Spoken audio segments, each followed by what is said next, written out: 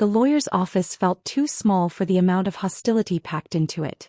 I sat alone on one side of the room, while my late husband Michael's family occupied the other side. His brother Robert, sister-in-law Patricia, and their son James. They'd barely acknowledged my presence since arriving, though I caught them shooting triumphant glances my way. Now that everyone's here, Mr. Harrison began, adjusting his reading glasses, we'll proceed with the reading of Michael Connor's last will and testament. I twisted my wedding ring, thinking about how different this scene was from my dreams of growing old together. After 30 years of marriage, a heart attack had stolen Michael from me just 3 weeks ago. He was only 58. To my brother Robert and his family, Mr. Harrison read, I leave my shares in Connor Manufacturing, along with my personal investment portfolio. Robert's smile widened. Those shares were worth millions. To my wife Grace, the lawyer continued, I leave my personal garage and workshop at 1879 Industrial Drive, along with all its contents and associated documentation. Patricia let out a sharp laugh. The old garage? That's perfect. I kept my face neutral, though my heart sank. The garage had been Michael's sanctuary, a place he spent countless hours but never let anyone enter. I'd assumed he was tinkering with old cars as a hobby, but we'd kept our finances separate by mutual agreement. Now I was learning that everything else of value was going to his family. There must be some mistake, Robert spoke up, his voice dripping with false concern. My brother would never leave Grace with just that worthless property. It's practically condemned, and the property taxes alone. The will is quite clear, Mr. Harrison interrupted. The garage and all its contents go to Mrs. Connor. What about the house? I asked quietly. Our home. The lawyer looked uncomfortable. I'm afraid the house was still in Mr. Connor's name alone. It passes to his next of kin. Which means you have 30 days to vacate, Patricia added with barely concealed glee. I felt the room spin slightly. Michael and I had lived in that house for 25 years. I'd assumed, but no, I'd trusted him to handle the financial arrangements. Now I was learning how completely I'd been left exposed. There's also the matter of the outstanding loans, Mr. Harrison continued. Mr. Connor had several substantial personal loans with the garage property listed as collateral. The payments are significantly in arrears. Robert leaned forward. Grace, be reasonable. You can't afford the tax payments or loan payments on a teacher's salary. Sell us the garage for $50,000. It's more than fair considering its condition. I looked at him sharply. Something in his tone caught my attention. Robert had always complained about Michael's waste of money garage, but now he was eager to buy it? I need time to think, I said, standing up. And to see exactly what my husband left me. Don't take too long, Patricia called after me. The bank won't wait forever. I drove straight to the garage, an industrial building on the outskirts of town. From the outside it looked exactly as Robert had described, old, poorly maintained with faded paint and security cameras that had seen better days. The main entrance was padlocked with a heavy-duty digital lock. My hands shook as I entered the code Michael had given me years ago, our wedding date. To my surprise it worked. The front area was dusty and cluttered, filled with old tools and car parts. It looked deliberately neglected, like someone had carefully curated an appearance of abandonment. But there was another door at the back hidden behind tall shelves. This one had an even more serious security system, retinal scanner and fingerprint reader. What were you hiding, Michael? I whispered. A manila envelope taped to the door had my name on it. Inside, I found a letter in my husband's familiar handwriting. My dearest Grace. If you're reading this, something has happened to me. I'm so sorry for all the secrets, for not telling you everything. I needed to protect you and what's behind this door. You probably think I've left you with nothing but debts and an old garage. The truth is more complicated. Everything I've done for 30 years has been building to this moment. The security system will recognize you. I added your biometric data years ago, though you didn't know it. Those times you fell asleep in the car while waiting for me? I wasn't just working late. Before you open this door, you need to understand a few things. First, get a good lawyer. Not Harrison. Call Maria Santos at 5550187. Tell her, Project Phoenix is active. She'll understand. Second, don't trust my family. They know part of what's here but not everything. They've been trying to find out for years. Third and most important, I love you. Everything I did was to give us a future no one could take away. Now that future is yours alone. Open the door, my love. See what 30 years of secrets built. Forever yours, Michael. I stared at the security panel, tears blurring my vision. 30 years of marriage, and I was just starting to realize how little I'd known about my husband's real work. Taking a deep breath, I stepped up to the retinal scanner. A soft blue light passed over my eyes, then the fingerprint reader glowed green. Multiple locks disengaged with heavy clicks. The door swung open, revealing a dark space beyond. I reached for the light switch, not knowing that when I flipped it, my entire world would change. Lights came on in sequence, illuminating row after row of gleaming automobiles. But these weren't just any cars. I recognized them from the magazines Michael used to read, extremely rare classics, each one meticulously restored. A 1962 Ferrari 250 GTO, one of only 39 ever made. A 1954 Mercedes-Benz W196R Formula One car.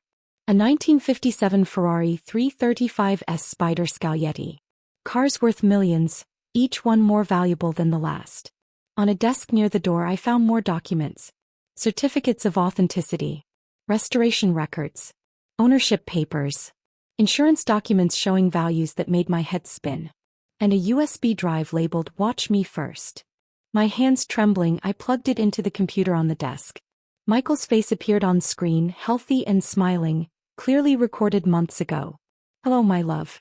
If you're watching this, then today is the day you finally learn what I've really been doing all these years in my worthless garage.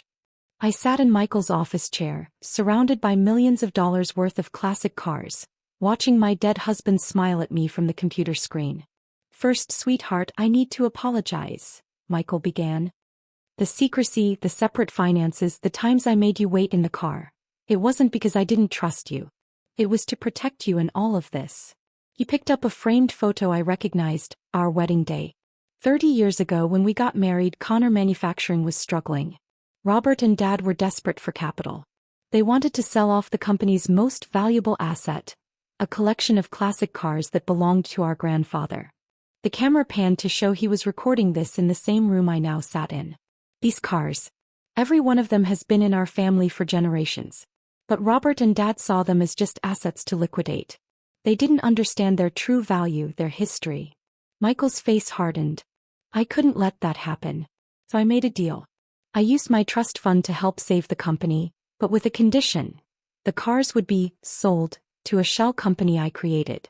Robert and Dad thought they were going to some anonymous collector. They never knew I was keeping them safe, restoring them one by one.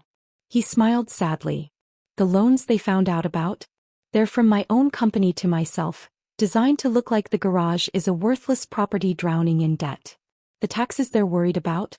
Paid in full through 2030. I paused the video, my mind reeling.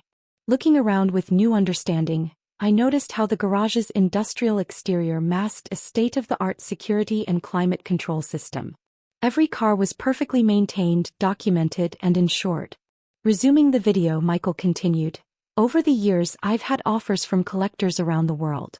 The Ferrari 250 GTO alone is worth over $70 million now. But these cars are our family's legacy. Not just the Connor name, but our future together. He leaned closer to the camera. Grace, I know you're wondering why I didn't tell you.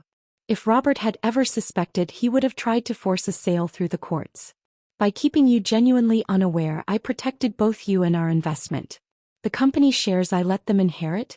Nearly worthless now. I've been carefully transferring all valuable assets to our separate holdings for years. My phone buzzed, a text from Robert. Thought about our offer?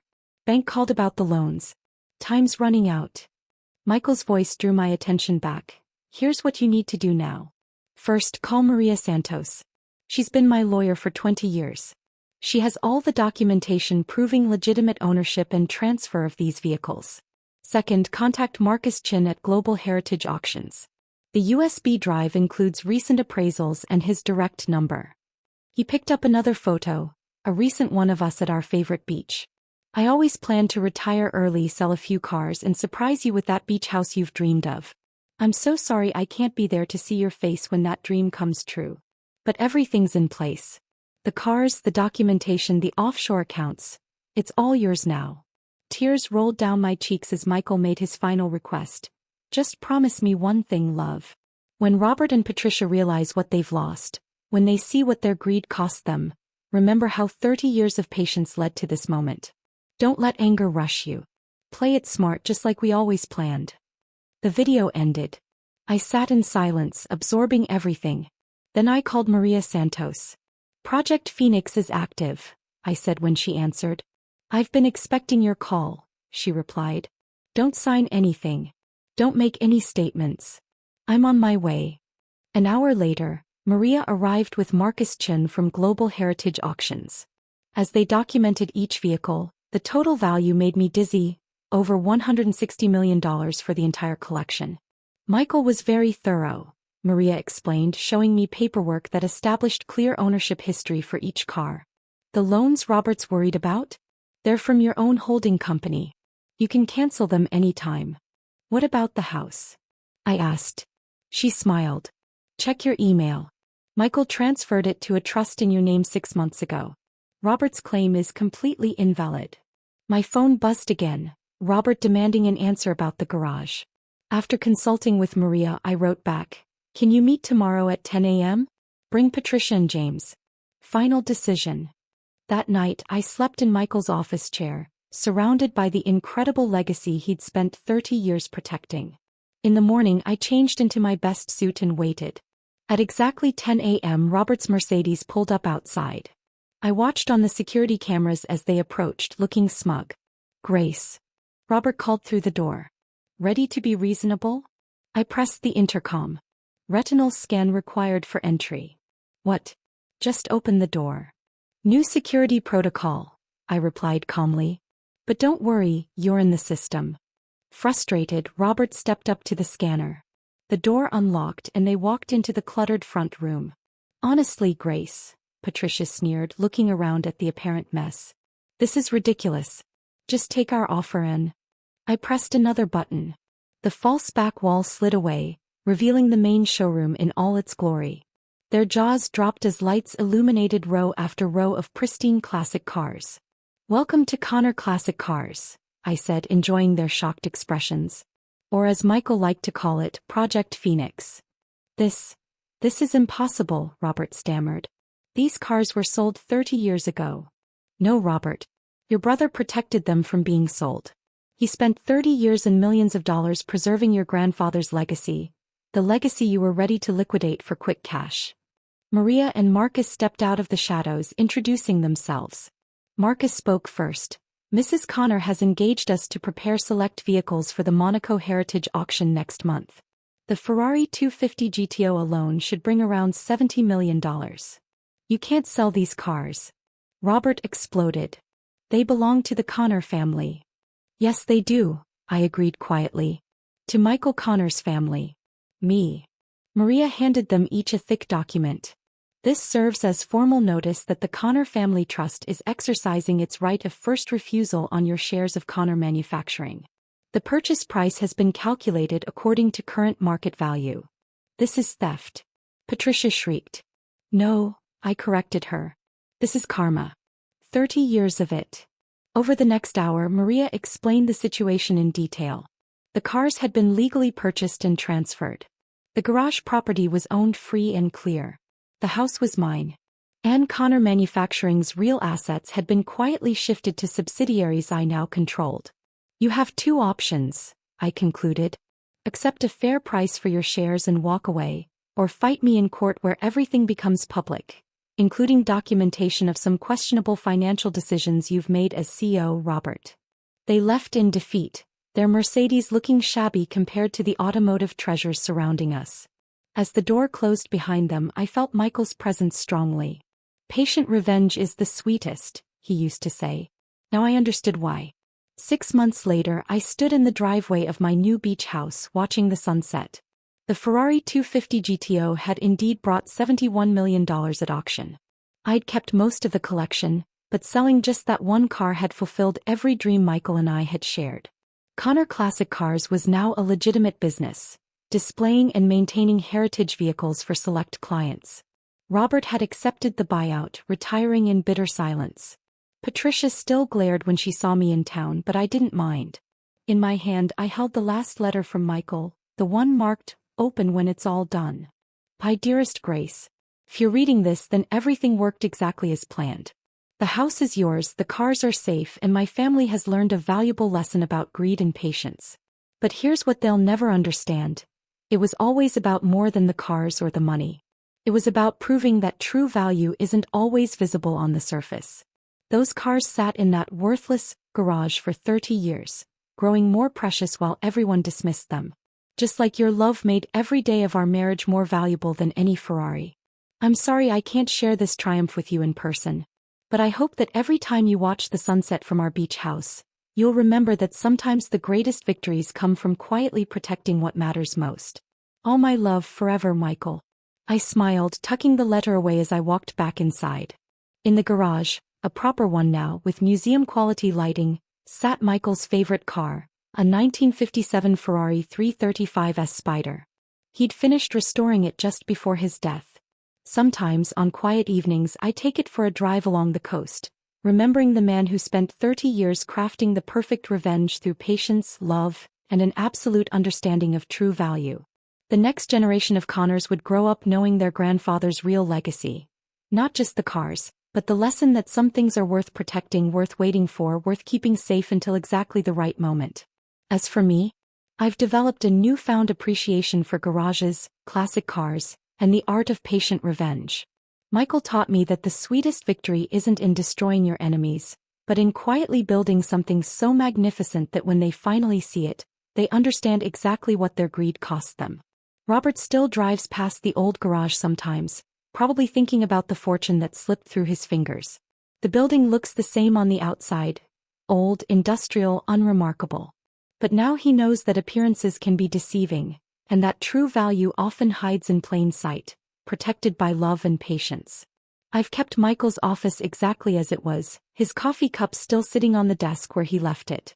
Sometimes I sit there in the evening, surrounded by the gleaming cars he saved, reading old car magazines and smiling at his handwritten notes in the margins. And on the wall, I've hung a new sign that captures everything Michael taught me: the best revenge takes time, but a lifetime of patience is worth every minute of the perfect moment. 30 years of secrets had built this legacy. Now it was my turn to protect it, to help it grow, and to remember that sometimes the most powerful move is simply waiting for exactly the right time to reveal your true worth. Last edited 21 hours ago.